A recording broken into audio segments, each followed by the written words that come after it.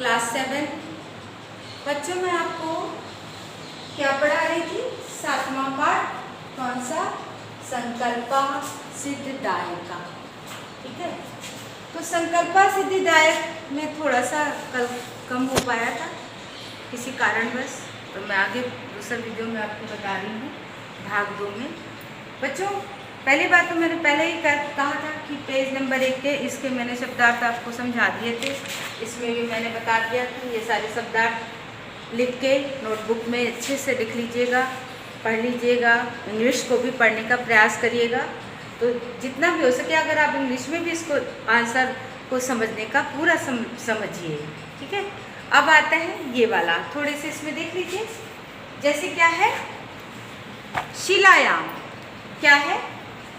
शिलायाम। शिलायाम मतलब चट्टान पर। ये जो पर है ये विभक्ति है, उसी के हिसाब से यहाँ संस्कृति की है। मैंने बताया था ना अधिकरण है ना, तो वही चीज यहाँ पे है। यहाँ पे शिलाम नहीं है, क्या है? शिलायाम है, यानी कि चट्टान पर, ऑन रॉक। ठीक है, स्वपति इसमें है ना, सोती थी। स्वपति इसमें सोती थी, क्लैप टू क्रेस्ट है ना। तपा प्रभावत। तपा प्रभावत तपस्या के प्रभाव से, बिकॉज ऑफ पेनेंस। अतपः तपस्या की, अतपः तपस्या की। ठीक है, तो क्या होगा? Perform penance. अगति गतिहीनता, रुकना, थमना। क्या होगा? Absence of movement. ठीक है, अधिपति पढ़ ली, स्टडी, पढ़ लिया, जो कुछ कर लिया उसको बोलते हैं इस तरह से। ये आप पाठ का नाम याद रखिए, पाठ 7 याद रखिए, संस्कृत में पढ़िए, इसमें देखिए, फिर शब्दार्थ पढ़िए। बार बार कह रही हूँ, आराम से पढ़िए, समझदारी से पढ़िए, थोड़ा थोड़ा लेके चलूँगी और समझाने का प्रयास करूँगी। जो मैं अर्थ लिखती हूँ, हिंदी संस्कृत बताती हूँ, उसका हिंदी में अर्थ है, उसको आप कॉपी में लिखिए, सारे लेसन का अर्थ लिखिए। और एक चीज़ और है, अगर आपको थोड़ा सा लगता है कि आपको वो वाला पाठ नहीं आया है, कौन सा इसके पहले था? इसके पहले आपका पाठ था सदाचार से भी पहले का, पंडिता रमाबाई। तो एक बार मैं और अच्छे से आपको इसका अनुवाद समझा दूँगी। ठीक है, तो आइए चलते हैं, इसके थोड़ी सी और मीनिंग हम देख लेते हैं और समझ लेते हैं।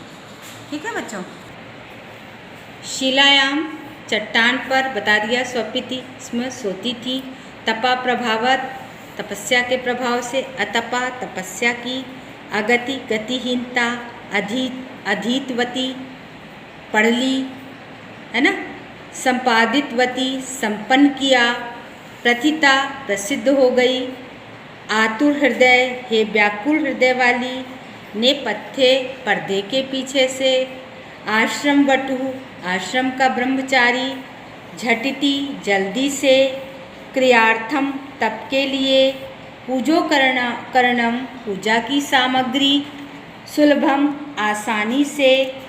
ठीक है, धर्म साधनम धर्म का साधन।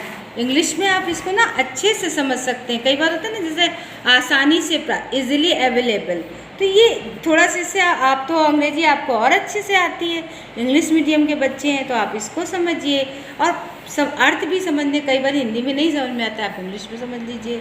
ठीक है, धर्म साधनम धर्म का है ना, मीन्स ऑफ रिलीजियस वर्क। तुष्णीम तुष्णीम है ना, चुप, साइलेंट। आकुली भूय परेशान होकर, उपहासति उपहास करता है, अन्यथा अन्य प्रकार से। अरे बाप रे, बहुत सारे शब्दार्थ। चलिए ये वाले शब्दार्थ जब अगला हिंदी पढ़ाऊंगी, अर्थ पढ़ाऊंगी, तब मैं इसको समझा दूंगी। ठीक है, ये ठीक है, इसको आप देखते हैं, मैंने आपको कल भी बताया था, इसको पेन आप बना सकते हैं अच्छे से। हैं, ये बटुक के रूप में शिव जी हैं जो पार्वती की परीक्षा के लिए आए हुए हैं। देखिए कितनी सुंदर तस्वीर है ना। थोड़ा सा बनाइए, कुछ नहीं तो पेड़ पौधे हल्का सा बनाइए, कोशिश करिए, मैं बार बार कह रही हूँ बच्चों। ठीक है, आइए अर्थ पर चलते हैं। कल नहीं समझा पाई थी आपको, आज बताती हूँ। संकल्प सिद्धिदायक का, ठीक है, संकल्प सिद्धिदायक होता है। जब भी हम कोई चीज़ मन में ठान लेते हैं तो वो हो ही जाती है। ये क्या है, एक नाटक है। तो नाटक में क्या होता है, पहले एक कहते हैं कि ना, एक व्यक्ति आता है और वो बोलता है कि, या पहले बताया जाता है कि ये होने जा रहा है, ऐसा है ऐसा है। तो वैसे ही नाटक चल रहा है।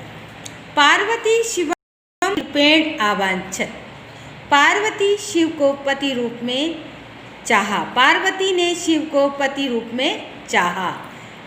एतदर्थ सा तपस्याम कर्तुम इच्छत, इसके लिए उन्होंने तपस्या करने की इच्छा की। इसके लिए उन्होंने क्या किया, तपस्या करने की इच्छा की।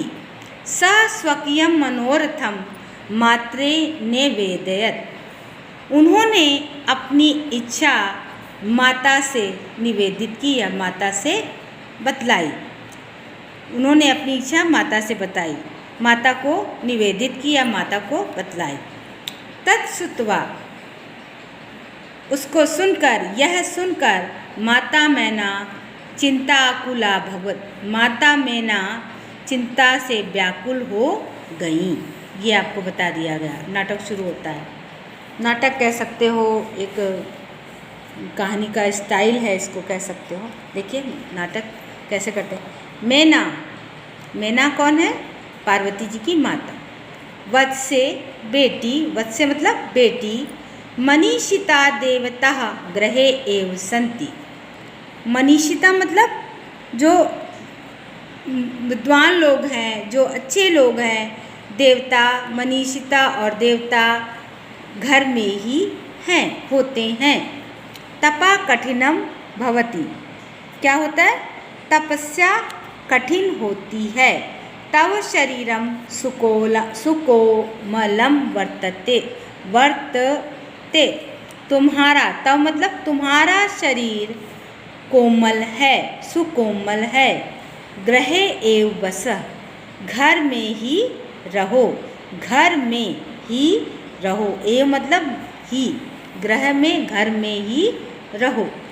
अत्रैव तव अभिलाषा सफल भविष्यति, यहाँ पर ही तुम्हारी अभिलाषा, तुम्हारी इच्छा सफल हो जाएगी, भविष्यति हो जाएगी।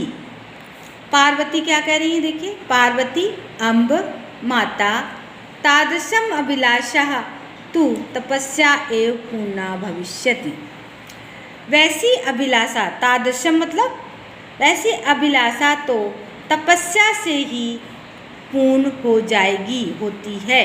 अन्यथा, अन्यथा तादृशम चा पति कथम